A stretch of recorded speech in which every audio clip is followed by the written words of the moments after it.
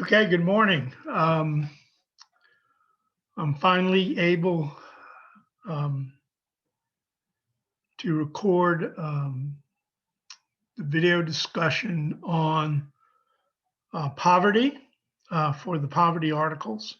I believe one person has already submitted a gloss, which is fine. I haven't looked at it yet. Um,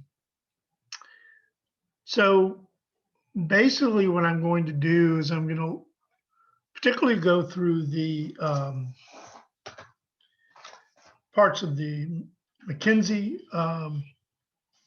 article, um, which derives a lot out of Jensen. That's why I had you read the Jensen, and I'll make some comments on Jensen as well.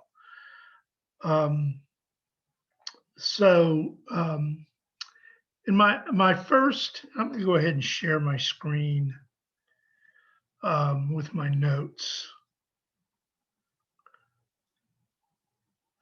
because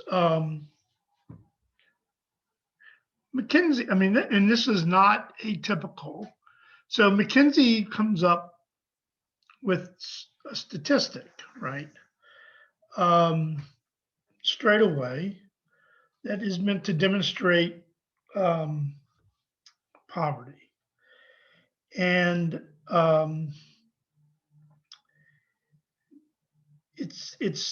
she says in Manitoba, which is Canada, which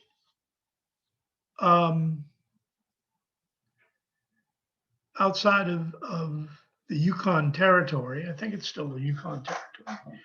I don't think it's ever become a province. I think Manitoba is one of the poorer provinces in Canada.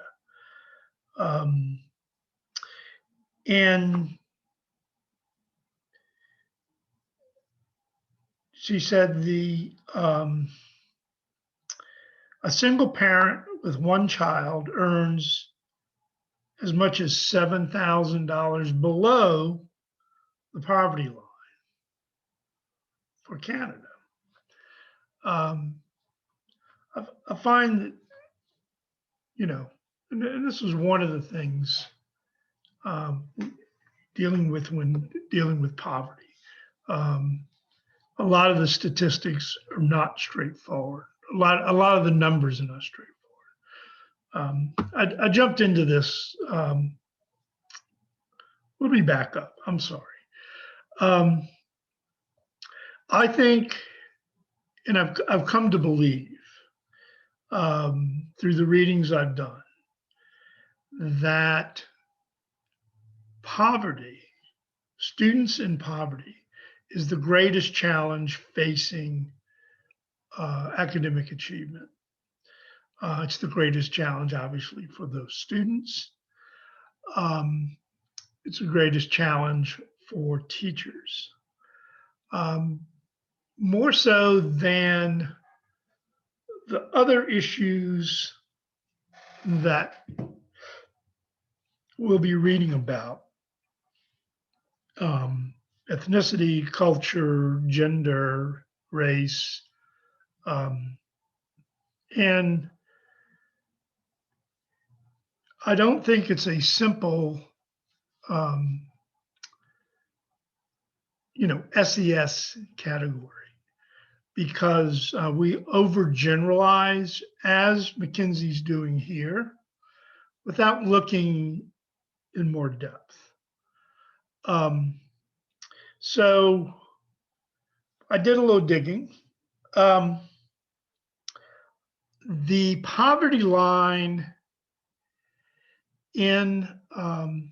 for Manitoba, I'm sorry. The poverty line for Canada is $37,500 a year.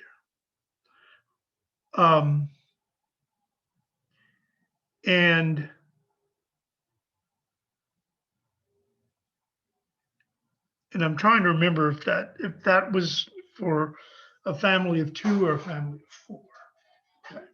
Because normally that poverty line varies based upon the number of people in the family. So Um,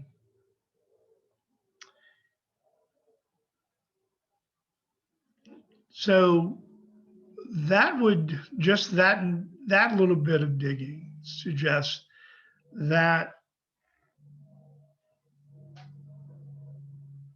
the person that McKinsey's referring to, the is the type of, or I should say, the type of person McKinsey's talking about, type of family is,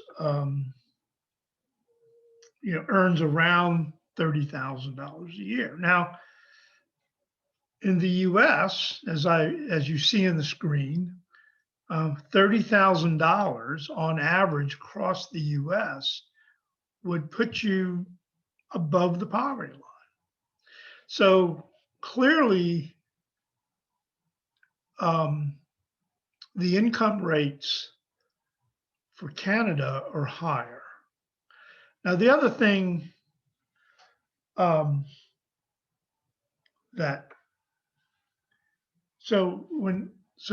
an author starts talking about poverty and lays out a statistic, you're not giving any context, and so you begin assuming certain things.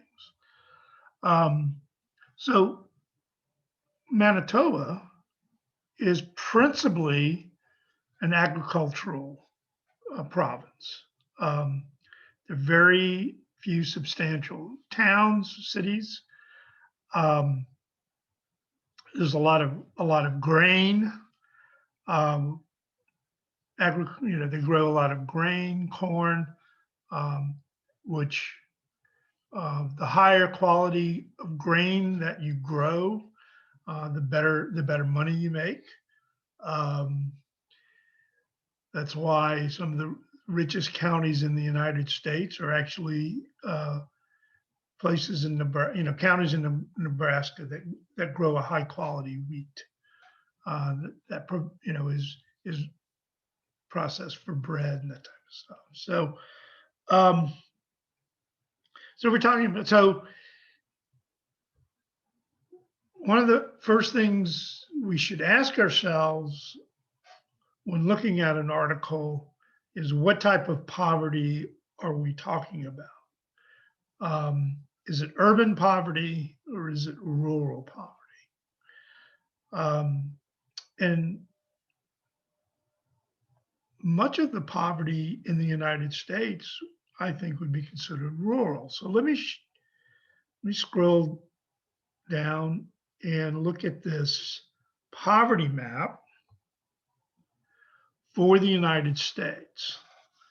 The darker the county, this is by county, the darker the county, the higher the rates of poverty.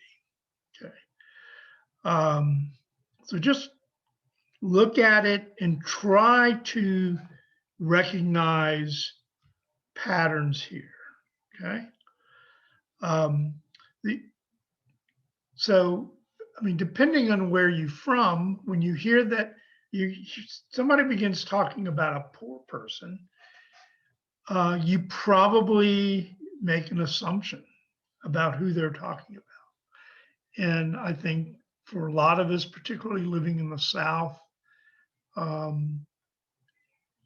maybe less so for some of us that live in the Houma Terrebonne, the Lafourche Terrebonne region. That image may be of an African American or may be of a Native American. I don't know that it always, the first image that comes to mind is necessarily Caucasian. And so we have to be careful and not prejudge, any of these statements. So look at these patterns, and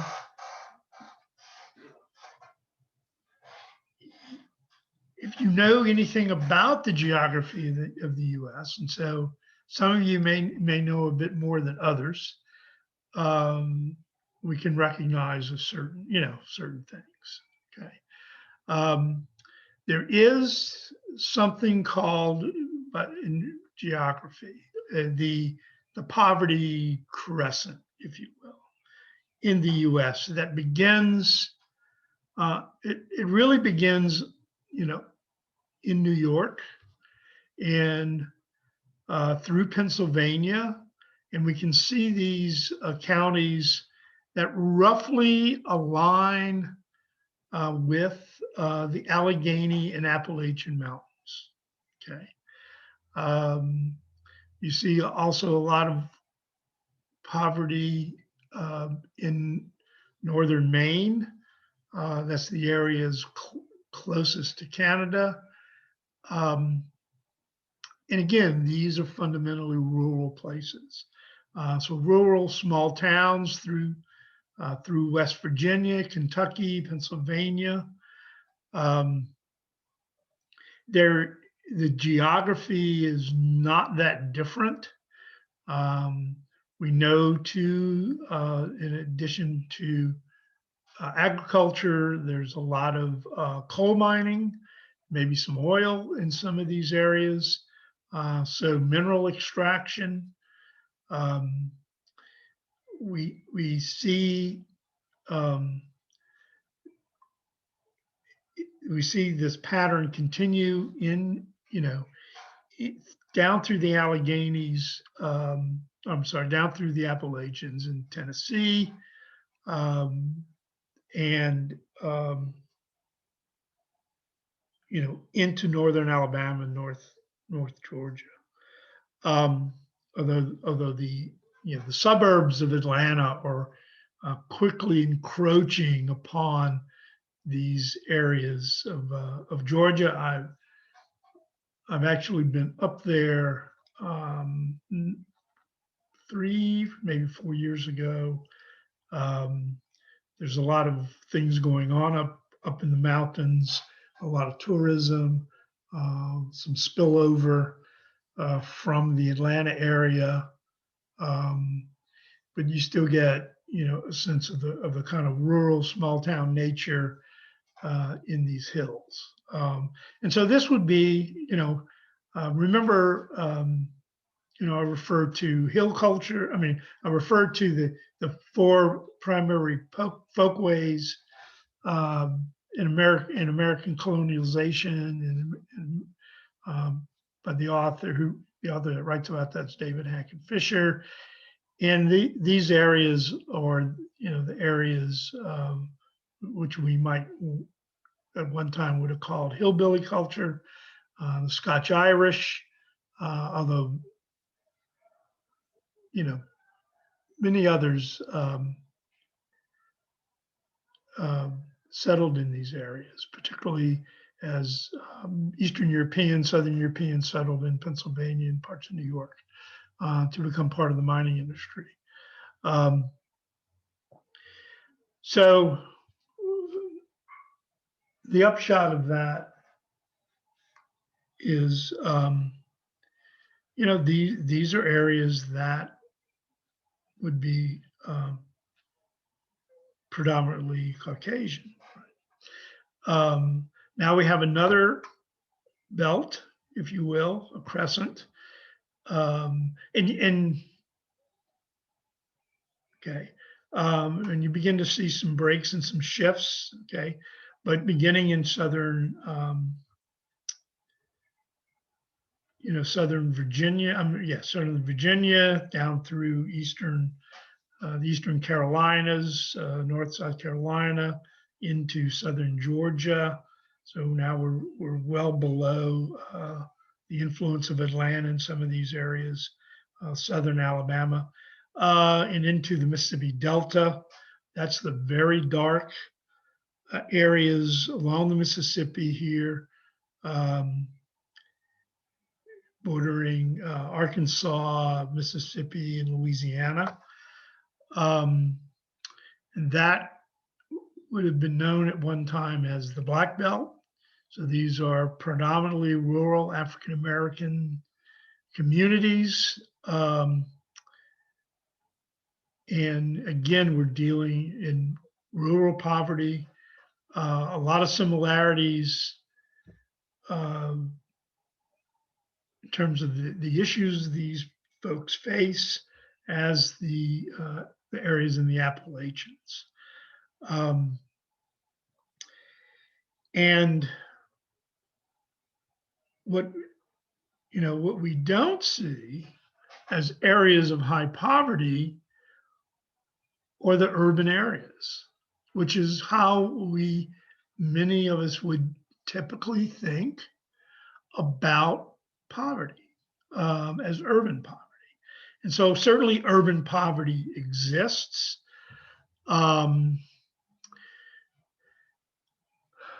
But the percentages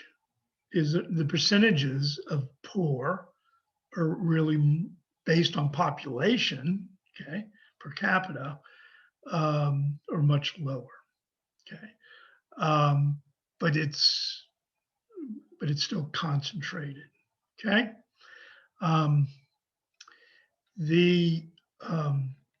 We can see also on our map as we move west, up in the Dakotas, these high areas of high poverty or associated with Indian reservations, as well as in the Southwest. We see along the Rio Grande border, whether it's Texas or New Mexico. This would be, Hispanic or, immigrants coming from Mexico, settling in these areas. And again, much of these areas continue to be largely agricultural through these areas.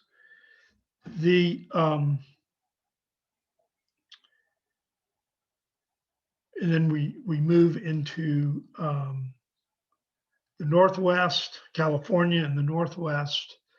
And I would think that many of these areas, again, are highly rural. This area in California, this darker pink area is the Imperial Valley, San Joaquin, these areas. Very much agricultural. And then again, as we move into Northern California and then Eastern Oregon and Washington. So again, here there are a good many people through these areas, but we do see San Francisco, Los Angeles in particular, much lower percentage of poverty in these areas. I think too, so in these, I've looked in Texas here too, and these areas in West Texas. So I'm thinking this is, Amarillo up on the Panhandle. I've traveled this route going out to Colorado. We've spent nights there as we've gone to church there. And clearly this is an area in transition because a lot more immigrants are now working in these areas. Again, this is all agricultural outside of, Amarillo.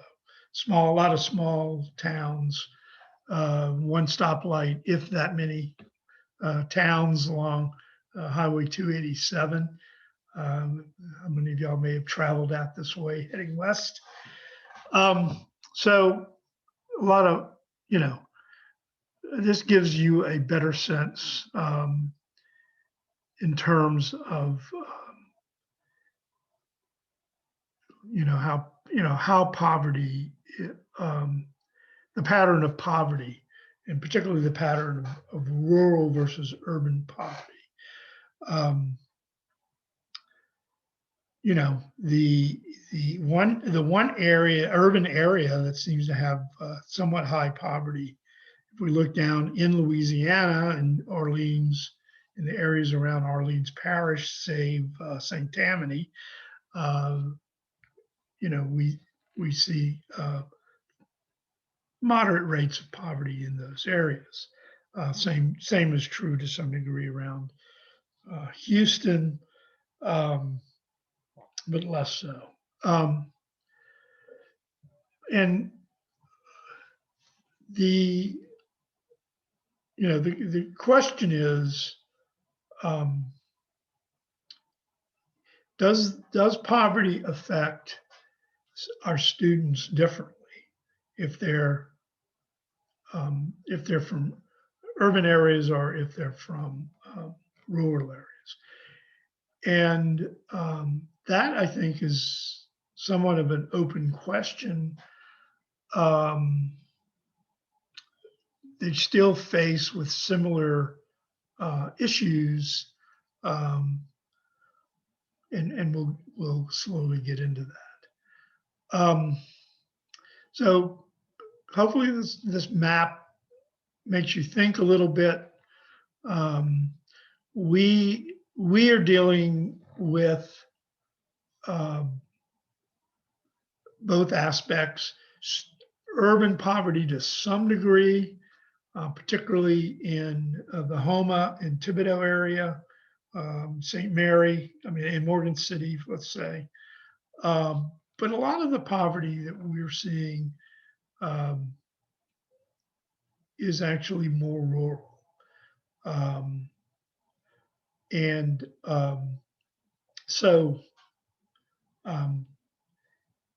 Things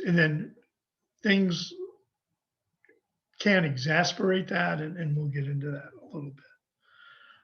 So let me go back up to my numbers here.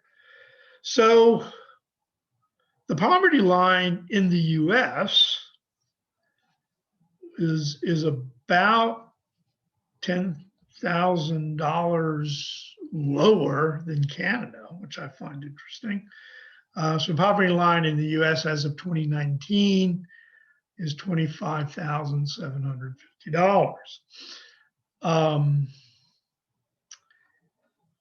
I remember over 20 years ago when I was trying to raise a family on that. And even less. The average, so the numbers below that are average incomes for Louisiana, Lafourche, and Terrebonne. And these are 2018 figures. I don't think they're 2019 figures. And so Louisiana was almost $48,000. It has risen. It had been rising fairly well, up into COVID for the last 4 years. Lafourche is a bit higher than the state average. So the Lafourche average is 51,000, and then Terrebonne is 47,000. Another way to look at this is, rather than looking at averages, it would be to look at the median incomes.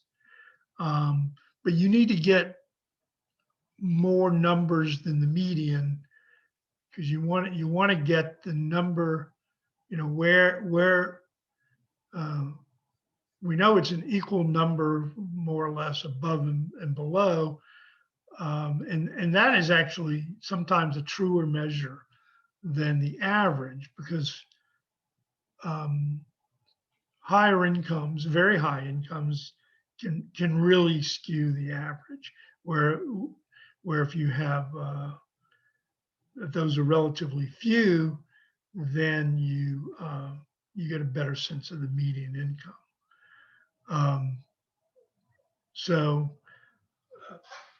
But the other question, particularly for rural poverty, is how much economic activity occurs off the books. So in other words, these numbers are based upon incomes reported through the IRS when you do your taxes, and ranges, that you may see in on the census. But the truth is, and this was borne out when people tried to show their income after the oil spill in order to get federal assistance, is a lot of folks from South Louisiana that were affected couldn't show the type of income that they were bringing in, because 20, 25, 30% of their income was off the books. It was not reported on their taxes. So, and I know some of this secondhand, I guess, because my brother was an adjuster that worked with these people, and he came back with stories. And so we have to, when people start talking about poverty and start throwing out numbers, you always have to step back and try to find more information and more detail. So, be interesting to see, because the average income, say in New York, and particularly for New York City, is substantially higher than Louisiana. So you may be considered poor in New York City, but the same income might actually put you in a kind of middling place in Louisiana or Mississippi. So, and we clearly have, Lafourche and Terrebonne are pretty decent income levels. Not the greatest, but we have other parishes that are much lower averages. Okay, so that's the first thing, and because this, Mackenzie throws out a number, she tries to get you thinking in a particular kind of way, and then talks about it. Now, what she talks about, using Jensen is not too bad. But before we get into that, we also know that there are reasons. I have causes, it might be the best word. The reasons for poverty, for the most part, are these three things. No high school diploma, so you don't finish high school. So your chances of landing a decent job is largely diminished. And you basically are working unskilled labor. Okay. The chances are, if you don't have a diploma, you also are affected by one of the other two. You're a single parent. And here a lot of this we're talking about is having children outside of marriage and trying to raise those children as a single parent. We know that if you are being raised in a two-parent family, the percentage of those people in poverty are much, much lower, much, much lower. So one of the best ways, the best two ways to stay out of poverty is to finish high school and to live in a two-parent family. Third is drug use, and I would add alcohol into this. And the types of erosion of income that can come from drug use, and your inability to perform within a society. And when you look at these three reasons, you can keep in.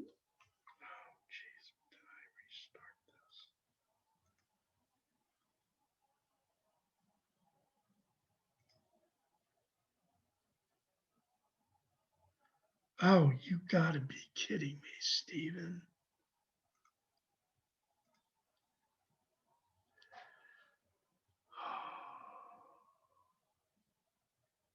Okay. I'm trying to figure out if my oh geez.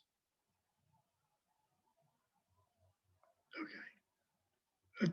I guess we're recording. I'm sorry, folks. I panicked a bit suddenly. Let me bring this back. I don't know what's going on. So when we look at these things, this should be a little familiar to us, at least for those of you who took 504 and read Plutarch. Um, all three of these things are things Plutarch warned parents about in his On the Teaching of Children. Okay, so it was, you know, wasn't drug use, but it was obviously drinking a lot of wine. Okay, and who you slept with, and who you get good teachers for your children.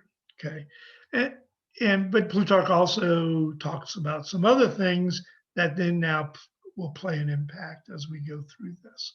So keep in mind as we go through this, that the threefold tool of education: nature, art, and exercise. Or as Plutarch talked about, nature, reason, and um, habit. So, and remember that nature is not just how you're born, what you're born with, but also your upbringing. And within the threefold tool, art, of course, is what occurs at school. Um, so the so I'm going to skip over jobs for a second. And so McKinsey begins talking about the impact of students living in poverty. She talks about chronic stress, depression, dysfunctional caregivers, so poor physical and emotional health, physical and emotional abuse, poor language development. And the aside, language development is brain development. So she talks about brain development, language development. They're really one and the same. Okay. Once a child begins acquiring a language, they're one and the same. And we know children are listening from the time of birth and even before, while in the womb, they hear. A lot of studies on that. So a lot of the things we see here in these the impacts, we see here things that Plutarch was alluding to. And what we're really are talking about, if more than anything else, I think, is abuse. And that can come in any number of different ways. But it's particularly physical and emotional. And it's just the way in which we speak to children will have an impact on their language development. And our folks in our applied behavior analysis folks, Dr. Grant Gocho, Dr. Derek Shaman, in the high incidence program, will deal with this. They talk about this. And there's been a lot of studies. They introduced me to a number of studies that basically research that basically proves Plutarch out, I think, because as you may remember, when I talked about Plutarch, I was really talking about what Plutarch's really dealing with is language development. But you can have poor physical health. Again, why are children not getting the nutrition they need? considering the types of assistance that's available. It's kind of an open question. And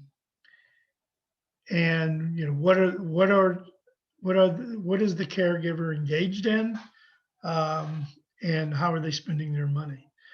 And so, and I mean, you have we can imagine the types of things that could be going on in these poor households. And I think when we think of these things, it's more urban, but it's definitely rural. We know that fentanyl and OxyContin, these are large. I mean, as I read the news, these are very much issues in rural communities. So the levels of depression, and a lot of this has to do with losing jobs, particularly today. If you're working at mineral extraction, oil and gas and coal, we see constantly in the news how things are being shut down, and how many jobs are being lost in areas that actually were doing quite well. And I think, unfortunately, I think this is going to continue. And there just are not jobs to be had in these areas because of the lack of economic development. And we'll get back up to jobs in a second. You're also dealing with kids that have very few toys or books. There's not a lot of reading, a lot of probably physical abuse, maybe sexual abuse. And this isn't obviously universal across all poor families. And I would suggest that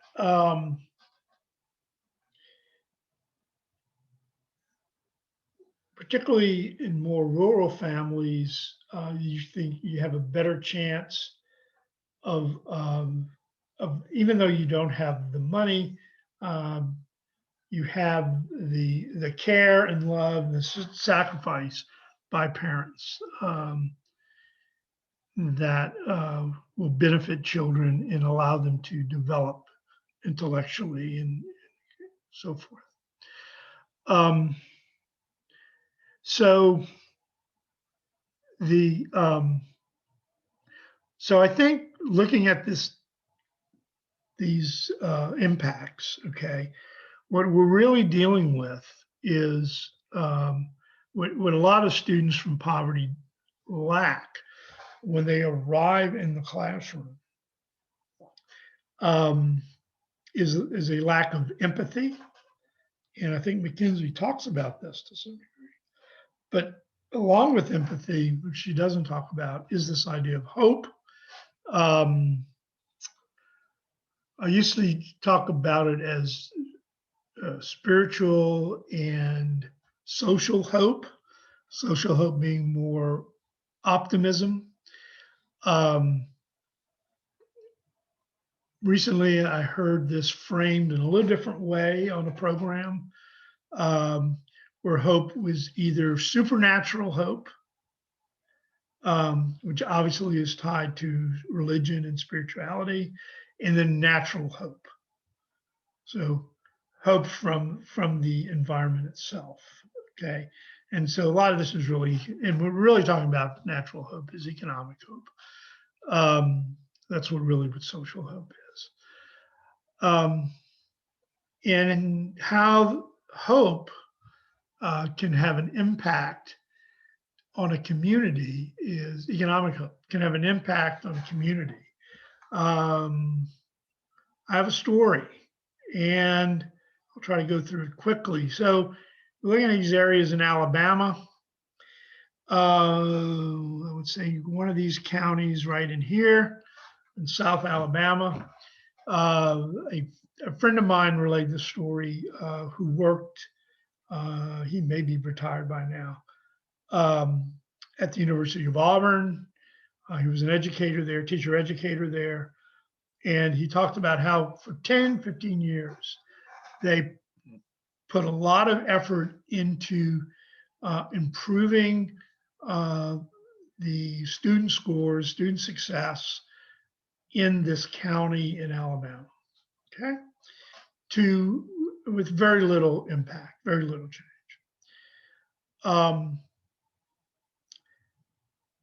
Well, lo and behold, one day, Hyundai, the auto manufacturer Hyundai, decides to build a car plant in this county.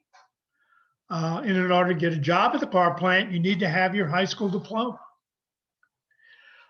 Well, overnight, they said they saw an impact, that because there was an economic goal with a diploma beyond just working in the fields. This is a rural county, or just leaving. A lot of people don't want to leave their home areas, right? Even though there's no jobs.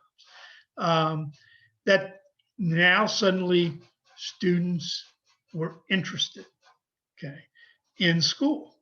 They were interested in getting that diploma because there was a life-changing job that could be available to them at the end of that process.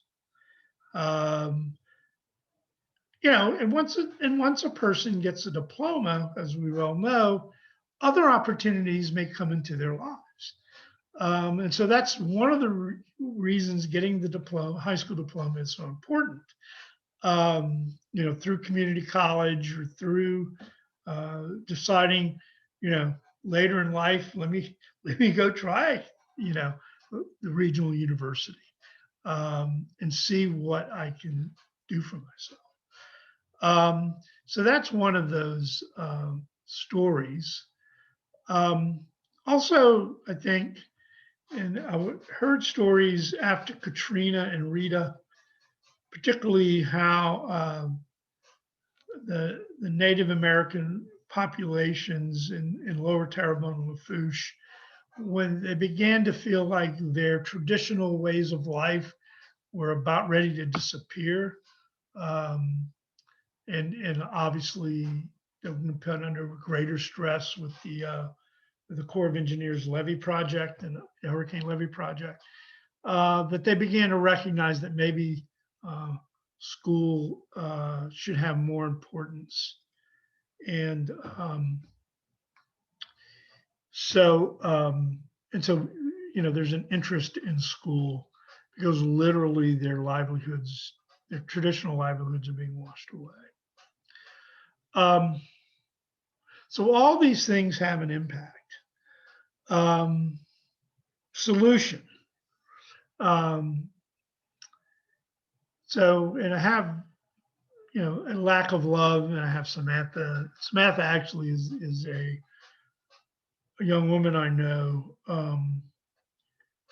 that demonstrates how love actually could literally save a child's life and provide them with a life they never expected to have because of severe disabilities, and the fact that she was rejected. She's mixed race.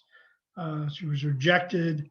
A woman who became one of my students adopted this child and has loved this child and has provided her, and she has thrived, and is well beyond the age they expected her to have passed, to have died. And so love is a solution.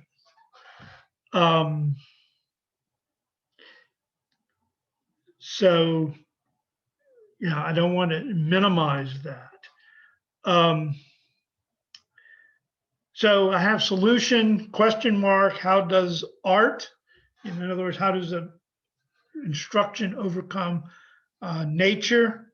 So the upbringing that a child comes to us with, question mark. The broad answer is good teaching practice. And that's basically, I think, what McKinsey is talking about without providing specifics. This is the interesting thing. I look for articles on overcoming poverty in schools, students with poverty in schools, and I get mostly platitudes. Like I think Jensen opened his piece by saying, schools fail, not students. That harkens back to No Child Left Behind, which I think is a political platitude. If schools fail, then students do fail. But even a lot of students fail in successful schools. It depends on how we define that. And I know of students who are good students and bright enough who were at A-rated schools who did not succeed. And they didn't necessarily fail outright, but they didn't succeed because the way in which the teaching occurred at those schools didn't fit that student's personality. Or, you know, I don't consider telling a student to read a book and then answer questions to be teaching, okay? Which is sometimes what was going on at some of these schools. So they were A schools because they found ways to bring in the best and brightest, and they did it on their own. Okay, so we you know, we always got to be careful how we're, you know, what we're comparing through these different statistics and how a school is considered failing. In the Hammond article, I think a little article is a good good example of that. So that, you know, maybe schools aren't failing, but you know, maybe we need to change things. And I don't know that clearly, if, as Jensen talks about, and McKinsey from Jensen talks about, that engagement in teaching and environment matter, okay, from a general sense, that prescriptive lessons and high stakes tests are the answer.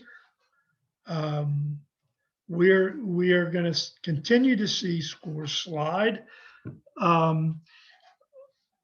I hate to think what scores will look like after a year of COVID. Not to, you know, anyone's fault necessarily.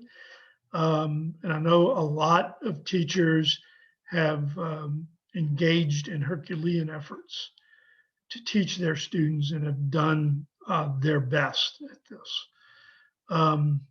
But it's, no, we know that not every student will learn well in an asynchronous environment like this. And there are, too many distractions as well. You don't have sufficient computing power in the home. So poverty plays some role, even though some of these people wouldn't be considered poor. They just can't afford the type of computing power, the multiple laptops they would need, let's say, if they have 3 or 4 children. Otherwise, you know, everything else is smooth in their lives in order to do the kind of learning that was going on. So poverty is, I'll finish with this. Poverty is a complicated issue. You know, certainly the types of teaching, differentiation, the types of activities. I think a lot of the things that were talked about in terms of using, you know, group activities and share, pair, share, I think using a lot of media, short pieces of media to accentuate aspects of lessons. You know, not a teacher droning through a PowerPoint. You need to punctuate that. You need to ask questions. You need to get students to ask questions. All these things are important aspects. Also for early grades, and really for all grades, in high poverty areas, oral language development has to be a priority. I don't think it is as much. We need to spend, particularly in kindergarten and first grade, we need to spend more time with oral language, with sophisticated oral language to get students to hear words in context. And it may have no meaning until that word appears later. But they'll remember that they've heard it, they'll think of the context. And so you need to have a rich language and oral language environment before you can really achieve a rich literate language environment, because you have to know the word orally in your lexicon before you can recognize and comprehend the word and how it's being used. I remember as a freshman in high school, we had this old word power book, which was supposed to be teaching us vocabulary. I had a teacher, my freshman English teacher was right out of college. I don't think he lasted the year. If he did, he never came back. And partly that was our fault as being really bad young men who gave him hell. But the way that language development was taught never made sense to me, because it was always in isolation. So anyway, so it has to be in context, has to be in context. All right. If you have any questions, let me finish. Whitehead. I'll just finish with this. We have to keep in mind, it is not what a student, this is from Whitehead's Aims of Education. It is not what a student does at 18, but later in life that matters. So it's never the high stakes test that tells you anything about that child and who the type of person that child will become, that student. It is what they do later. Anyway, leave it at that. Thank y'all. I'll stop sharing here and look forward to any emails and to read your classes.